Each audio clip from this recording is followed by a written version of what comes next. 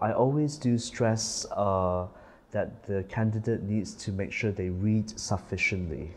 Okay, it's probably more the case from a social science point of view that the amounts that they read is probably much more intense than, say, physical sciences or engineering. But actually, I think um, the first point that I tend to emphasize is the importance of the literature review, because it is the literature review upon which you actually state your claim to your knowledge contribution. So typically, the ground rule is read around the subject.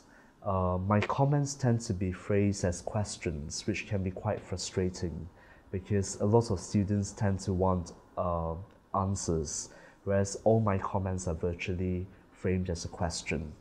And that actually, I frame it as a question because it either helps the student to kind of extend their knowledge and perhaps maybe to read even more around the subject.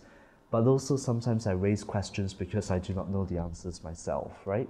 So I probably know a lot more than the student when they first start, but actually the beauty of PhD supervision is that I also grow in that process.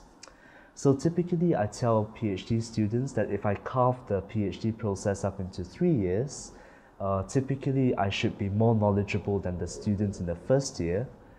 In the second year of their studies, we should be on par, and by the time they come to the third year, they should know more than I do. And this can sometimes be quite challenging for new students because they would probably be thinking, how on earth can I get to that stage within 3 years? But I must say that I've got students coming through right now, and they are really able to kind of stand on their 2 feet. So last week I went to an international conference with a student, and he was presenting at another track at the conference. I wasn't there because I was in another track. And the convener of that particular track was the editor-in-chief of a very high-ranking journal. And it was really quite reassuring when my PhD student was actually praised by the convener for doing good work.